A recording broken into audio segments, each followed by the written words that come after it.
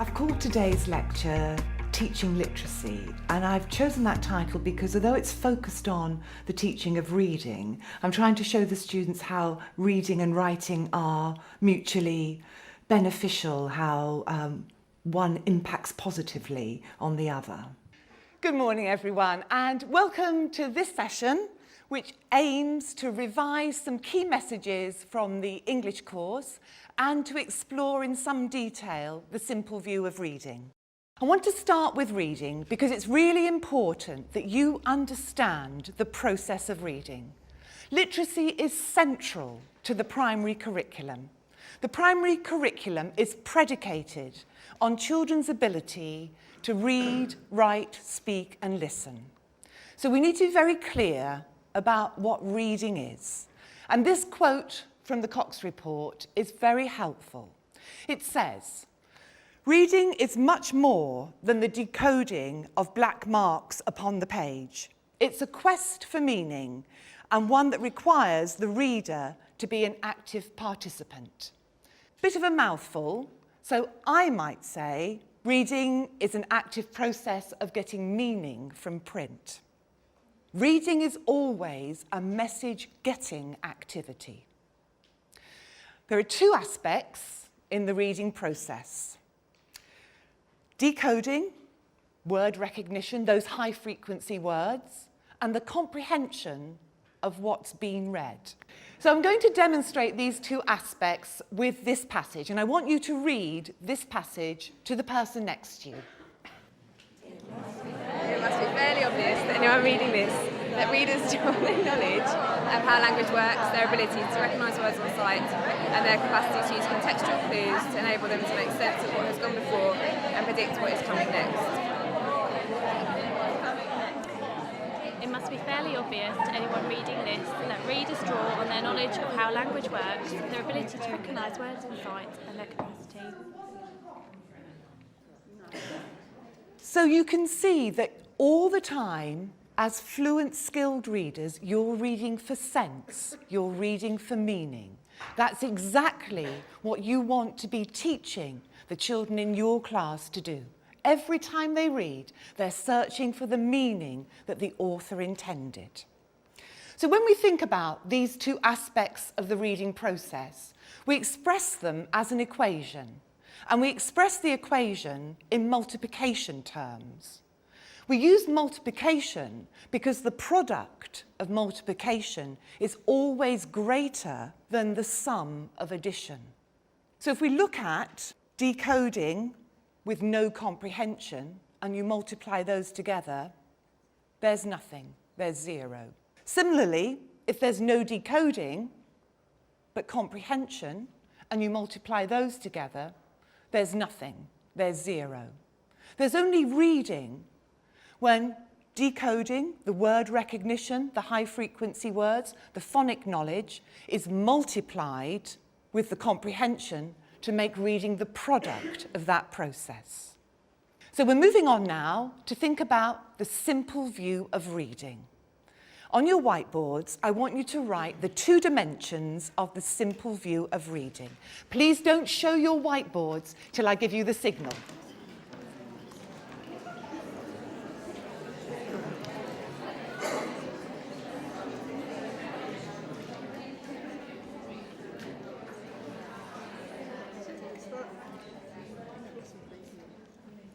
Everybody ready?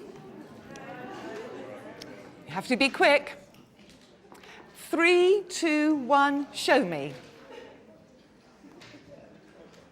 Excellent. Anna, can you tell us what you've got on your board? I've got language comprehension and word recognition. Who else has got language comprehension and word recognition? Show me with thumbs up. Excellent, well done. Clean your boards, please. And it's the Rose Review that gave us this model of reading and the wording of the model of reading, the simple view of reading. This model has two axes. First axis is about word recognition, decoding children's phonic ability. The second axis is about language comprehension. we see 4 different types of readers mapped on to this model. And Mandy, Sarah, Jo and Sarah are now going to make a human version of the simple view of reading. Where's your ribbon? There we go. So you need to come this way slightly, I think. You're all right, Sarah. Okay, so now we've got a human version of the simple view of reading. We're going to now listen to 4 case studies. I want you to listen very carefully to these case studies. I want you to imagine that these are children in your class in September, because I want you to map these case studies onto the simple view of reading.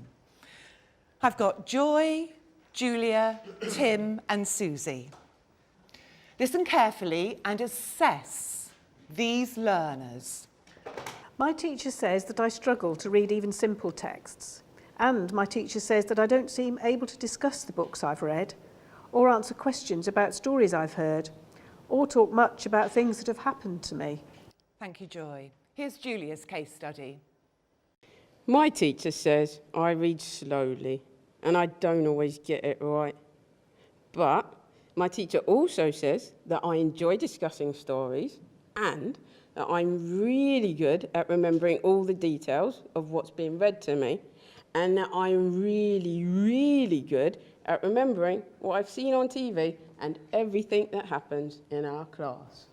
Thanks, Julia. Here's Tim's case study. My teacher says that I can read accurately and quite fluently, and I have a good knowledge of high-frequency words. But he also says that sometimes I'm not able to remember what I've read or what's been read to me. He says I don't understand a lot of the detail of the stories he reads to the class. Thank you, Tim. Here's Susie's case study.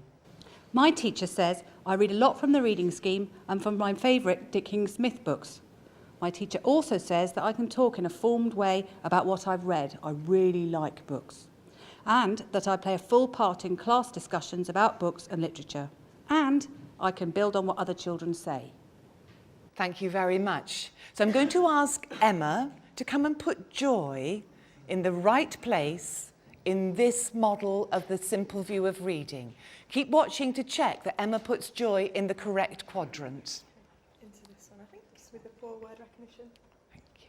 And now Vicky is going to move Julia and put Julia into the correct quadrant.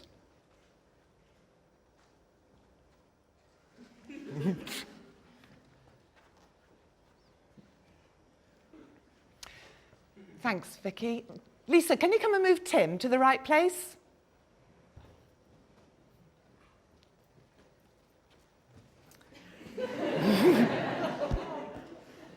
And of course, what you'd say to your class is, keep watching, keep checking. Do you agree? You might even say, show me with thumbs up if you agree, show me with thumbs down if you disagree. And Sandra, can you put Susie in the correct place? And you might think, well, it's obvious, isn't it? But you need to keep thinking, is Susie going to go to the vacant quadrant?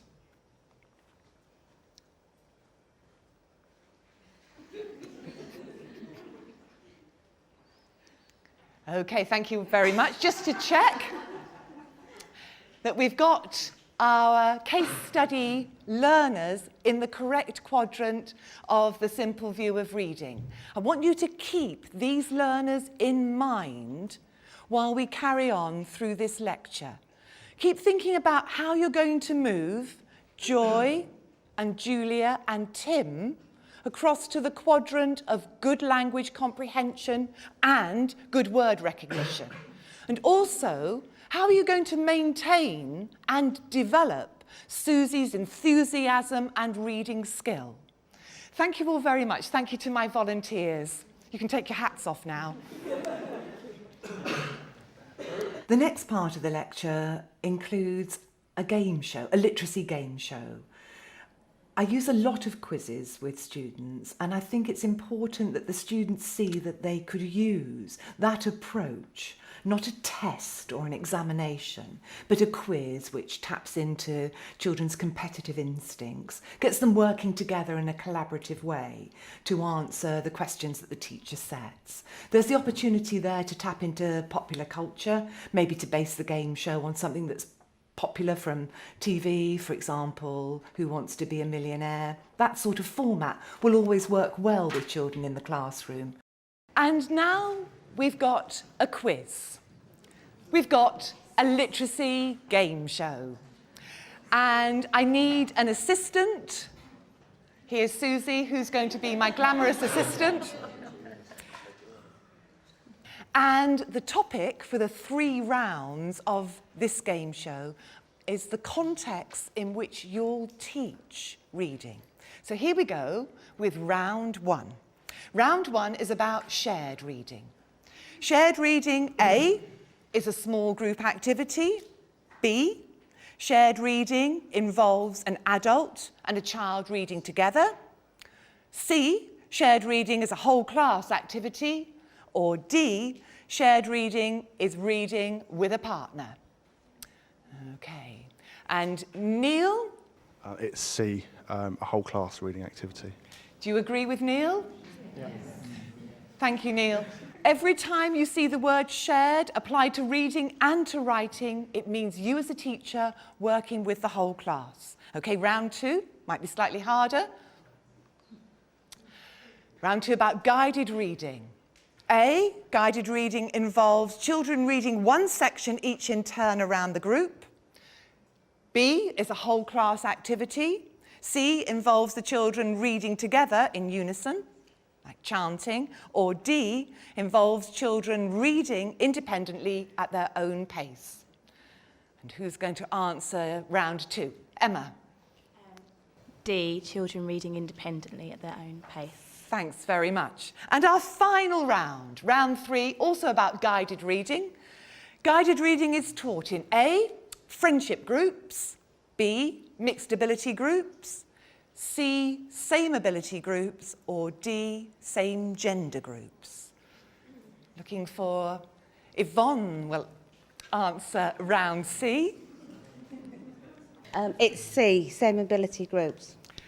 Yvonne, why is that? It's so that they can learn from each other and access the text together.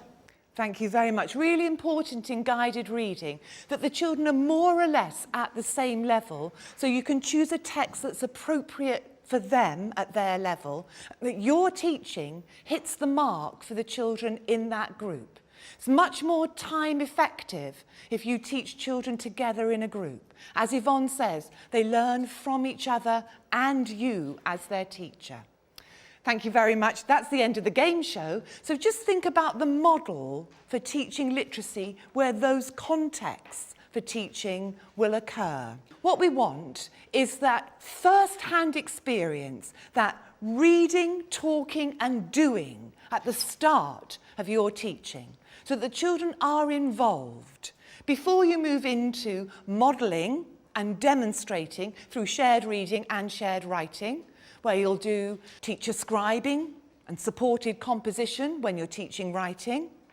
Then you need that supported, scaffolded stage. And all that leads in to children working independently. What we're aiming for is that children will read and write independently. But it's your teaching and the way you structure your teaching that enables them to be successful when they read and write independently.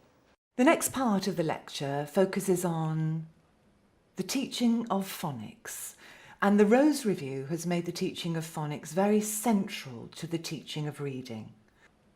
So exploring the simple view of reading, focusing on the strand of word recognition and phonics, I've introduced 3 different games which I want the students to look at in a critical way so that they could take them away and use them in the classroom. I'm demonstrating some possible activities for the teaching of phonics. So now we're going to look at the two dimensions of the simple view of reading in a bit more detail. We're going to focus, first of all, on the axis of word recognition, phonics, and decoding. When you're teaching phonics, either as an early years practitioner, observing the children in your early years setting as they make progress towards the early learning goal for linking letters and sounds, or when you're a Key Stage 1, Key Stage 2 teacher, planning your literacy work from the Primary National Strategy, Primary Framework for Literacy and Mathematics, you're going to be thinking about both these axes. The phonics axis relates to two of the strands of the 12 strands of literacy. Strand 5, word recognition, decoding, and strand 6, word structure and spelling. So it's those at Key Stage 1 and Key Stage 2 that you'll focus on when you're teaching phonics. So let's think about phonics. Phonic teaching involves the ability for children to understand the alphabetic code. Children need to understand and recognise that we use print to encode a message. That's a conceptual breakthrough when children understand that and come to realise that. They also have to have the ability to segment phonemes for spelling and to blend phonemes for reading. It's really important that you can use the technical vocabulary confidently. Really important that you can use terminology like phoneme and use it accurately. So what is a phoneme? A phoneme is the smallest unit of sound in a word. It might be represented by one letter. In CVC words, each phoneme corresponds to one letter, to one grapheme. However, there are many words where that relationship isn't so simple, isn't so direct. If you think about the word high, up high, not high, and you think about the I phoneme in the word high, you hear one sound, one phoneme, but it's represented by 3 letters, I, G, H. It's really important in your phonics teaching that you articulate phonemes accurately. It's very easy to slip in an extra sound, that sound at the end of a phoneme. Very easy to put a schwa, an unvoiced vowel at the end. You sometimes hear people saying n. You could spell that N-U-H. But we don't say n, we say mm. You don't say m, you say mm. You don't say s, you say s. Excellent. So let's test your knowledge of phonemes. I want you to tell the people around you and write on the whiteboard the number of letters there are in the word phoneme. That shouldn't be a problem. And the number of phonemes that there are in the word phoneme.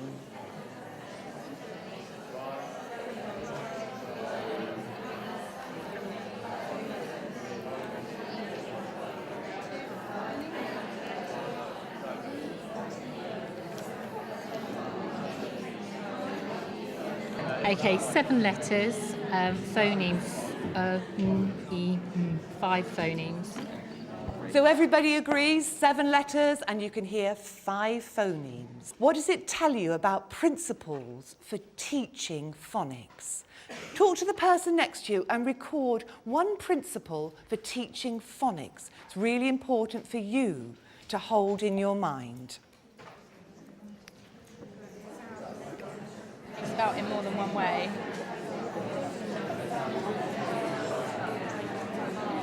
And to speak clearly. Yeah, but if you speak clearly as well, you don't put extra sounds. Just so that. Okay.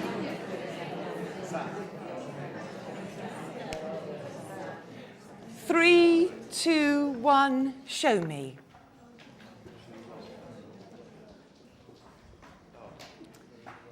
Excellent, very good. Dave, can you tell us what you've got on your whiteboard? Yeah, there's no direct relationship between the number of letters and the number of sounds in a word.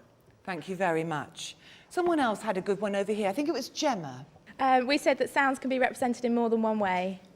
Have you got an example of that? We use the example I. For example, you've got the word I as a capital letter, or IGH, IE, and there's many others. Thanks very much. So we've got these principles for teaching phonics. Covered several of them.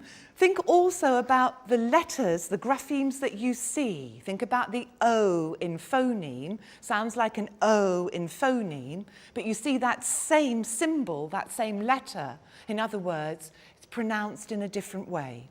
So the message is that you must be flexible in the relationship between letters and sounds. There are approximately 44 sounds, phonemes in the English language, which we encode in 26 letters. So your teaching must never imply one letter, one sound. Flexibility from the beginning is really important. Okay, we're moving on now to think about the instructions that you'll give to children when you want them to use their phonic knowledge. You hear lots of teachers say, sound it out. We don't want you to say, sound it out. We think that that results in isolated units of sound which are separate. We want you to say something like, blend the phonemes, blend the sounds. I heard a teacher say, smooth the sounds together. That's a really nice way of showing how to blend. I heard a student say, run the sounds together. That's a good instruction. Helps the children to know what to do with their phonic knowledge. What else could you say? Could you fill in the empty speech bubble? Vicky. We had examples of squash or squish the words together so they know they had to be all together and, you know, sound them out. Really nice. I like the idea of that squashing and squishing them. So you're bringing them together very quickly. Thank you very much. Okay, so when we're thinking about high quality phonic teaching, we know it's multisensory. It is not worksheet driven. It's discrete and it's daily. Needs to be regular in order that children acquire the skills that they need. Has to be well planned, as does all your teaching. The Rose Report says that phonics should be the prime approach to decoding unfamiliar words, because all your phonics teaching is aimed at fluent and fast word recognition, and it needs to be systematic. We're recommending to you programs for the teaching of phonics which follow children's developmental learning sequence. Children hear and say before they have the ability to read and write. So you're looking for a phonics program that starts with children's ability to hear actively sounds in their environment and play with language in terms of rhyming, alliteration, onset and rhyme, to hear and discriminate sounds in words, and all that happens before letters are introduced and attached to phonemes in a formal way. So the first set of bullet points equate to phase 1 in letters and sounds. There are no written symbols in phase 1 of letters and sounds. In letters and sounds, the graphemes, the letters, are introduced at phase 2. So let's have a look at hearing phonemes in words. Let's have a look at the idea of children being able to hear and discriminate individual sounds in words. You always want to start with something familiar, so why not start with children's names? Start with the names of the learners that you're working with. So here we've got a set of learners who I'm working with. And we're playing the odd name out. Now, it's really important. It's not the odd one out, not the odd person out. It's the odd name out. You need to make it clear to the learners that today you're focusing on the ability to hear something the same about all these names. So we've got Rachel and Rosina and Regina and Raj and Fiona and Rachel and Roxy. Your articulation has to be very helpful to enable children to hear and to be able to discriminate the difference between the words you're saying. So now let's think about how children are going to blend phonemes together at a later point in their development when you've introduced some sound-symbol relationships, some phoneme-grapheme correspondences. I'm going to have Susie, Hyacin, Joe and Anne to play a full circle game. Hard to say. No idea until it goes next to upside down. Okay. So, full circle is a generic game. You introduce it so that children understand the process of playing the game. And when children understand the process of playing the game, it can be used in a range of different contexts. So it's worth your while to invest your teaching time in activities where you've got a great payoff.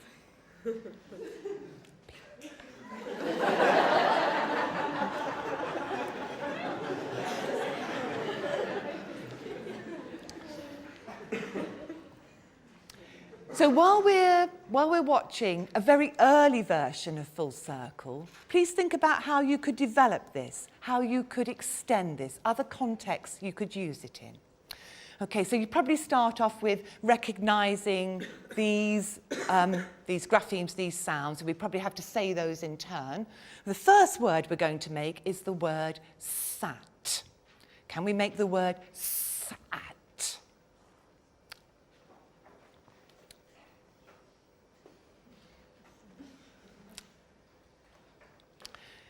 Okay, so we've got our first word, sat, and probably you get the children to read it together, probably identify the phonemes in turn, and then you'd say, we're going to change sat, and we're going to make the word sit. Who could make the word sit? You get the idea. Then we're going to change it and make the word sip. You make the word sip. While you're doing this, you might want the children to think about the blending process. So you might say, put the letters very close together. Stand close to your friend. You might say, hold hands with your friend to make sure that these phonemes are blended together. Now we're going to change, can you make the word tip?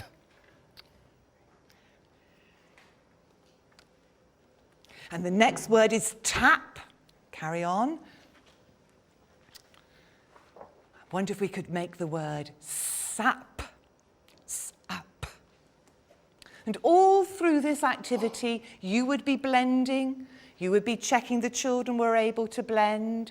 Have children coming up, running their finger under the words, pushing them together, making their friends hold hands, until you get back to the word sat, which is full circle. So let's make full circle.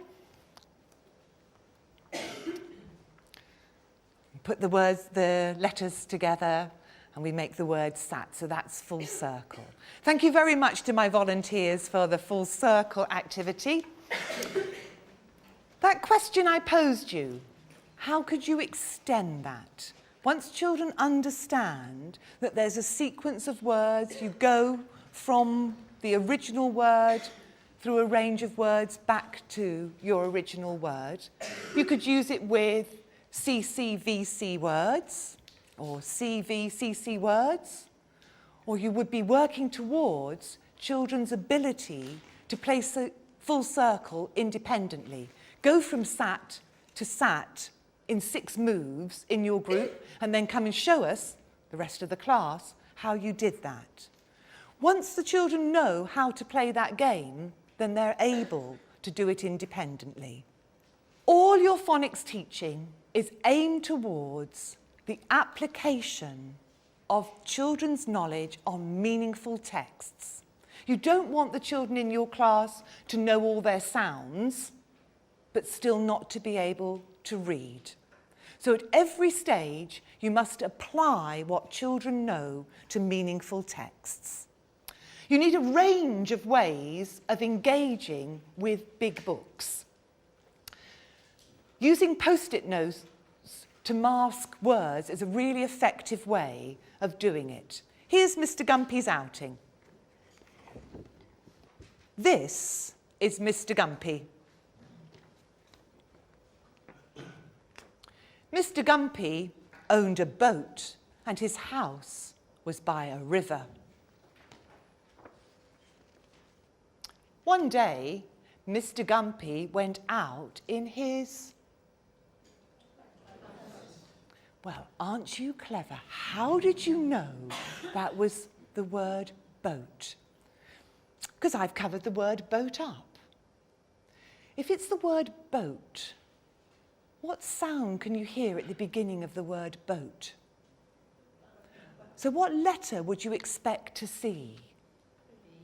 So then you can really ham it up and have some drama about, shall I peel the sticky away? Who'd like to come and help me? Shall we see if it's really the letter B behind here?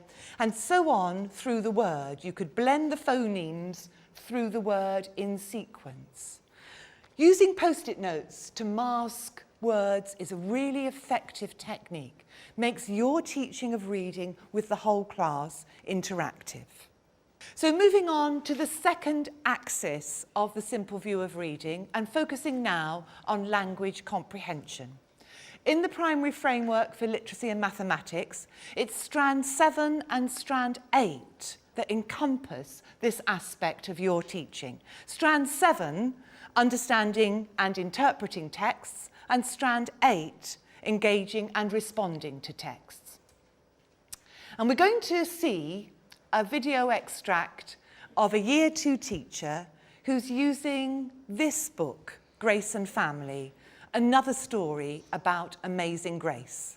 While you're watching this extract, I want you to look out for 2 things. I want you to look at the aspects of that model that we spoke about earlier and map what you see onto the model. But I also want you to think about, if this was your Year 2 class, what would you be planning to teach them next? The lecture today finishes with a focus on the language comprehension aspect of the simple view of reading.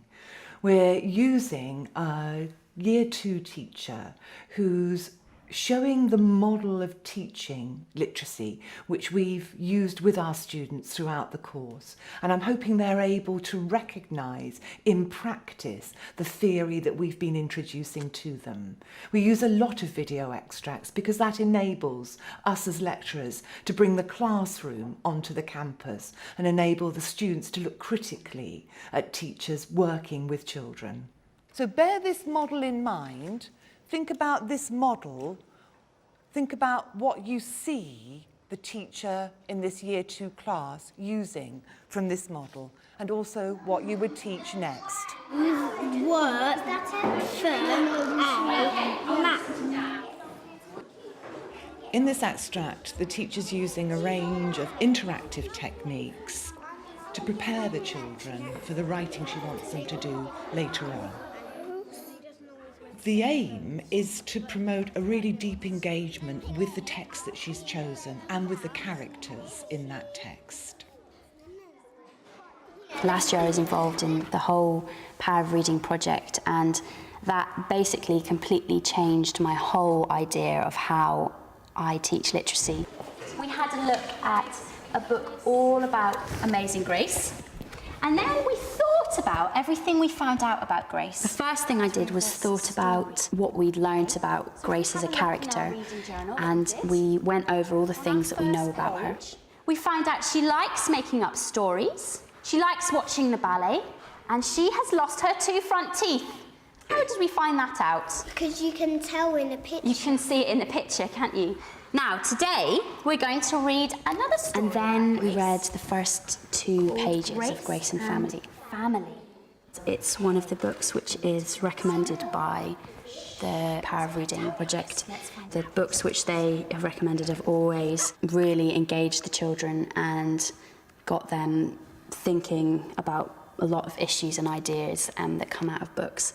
Grace lived with her ma and nana and a cat called Pupil. Using text like this helps you to deal with a lot of the issues which the children might have inside their heads but have maybe never really had an avenue or a voice to say it. Guess what? Your papa sent the money for 2 tickets to visit him in Africa for the Easter holidays.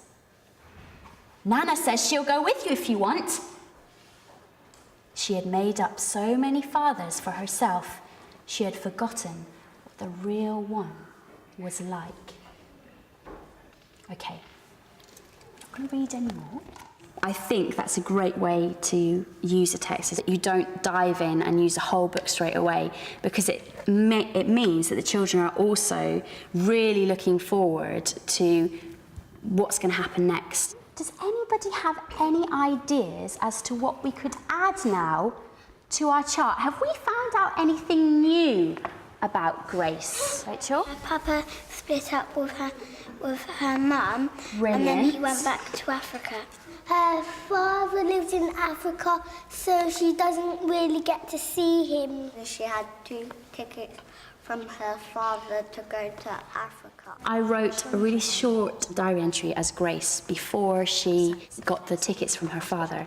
And it just was a way of getting the children to start thinking about getting into role and writing diary entries. Because although we've done it before this year, it is a relatively new idea for them. So I wanted to show them a model of it first before we started to write our own. We thought about how Grace would be feeling getting the plane ticket, and the children were put into pairs. One of you is Ma, and one of you is Grace. And they were reenacting the moment when Grace's mum gave her, or her ma gave her the ticket. How would she be feeling inside about getting this ticket? I want you to also show me on your face how you're feeling. Looking around the room, you could really tell that the children were thinking about it a lot just by what they were doing with their faces. Feeling very shocked. I think using the plane tickets in the picture was a good way of starting them off, getting them to think about it, actually doing something that was happening in the story. So how's she's feeling about going to visit her dad in Africa? Happy, shocked, happy, bit sad, excited, a little bit confused. Confused, what a great word. So, what would you teach next to this Year 2 class? You've got 1 minute to tell the person next to you what you would do as that Year 2 teacher. Well, I think what I would do is, they've done the writing together, haven't they? Yep. And they did work on it together, so you could then move them on forward to write independently, to write their own independent diary. They've done shared and the role play. They've shared it, they've role played it, so now they're ready to independently write. Thanks, everyone. Tanya, tell us what you might teach next. Well, we were just saying that they've worked together and they've worked on doing the diary entry together and role-playing it. And I would think I'd probably move to, they could independently write their own entry for the diary, working on that. Very nice. Thank you very much, because the children already know that genre, that text type, so they can focus now in more detail about the message that they want to put into the diary, because they're not caught up in the form. Thanks very much. So to finish off, to summarise, We've got lots of research now that tells us that successful teachers of communication, language and literacy and English use high levels of interaction in their teaching. We've tried to demonstrate today to you a range of interactive techniques for you to use.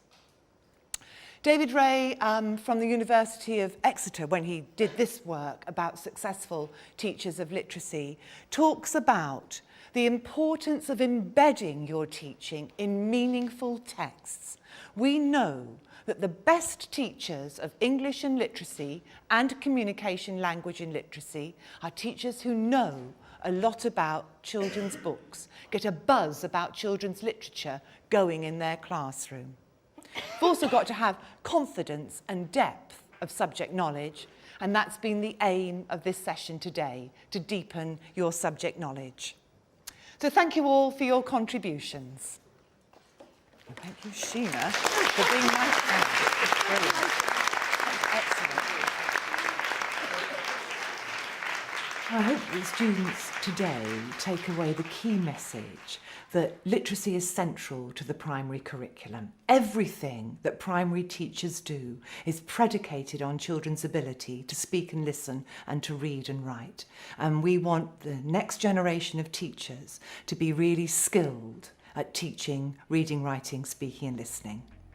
If teachers are not knowledgeable about the process of reading, there's a tendency that they're merely technicians, rather than really understanding the process and being able to respond to children's individual needs in relation to learning to read.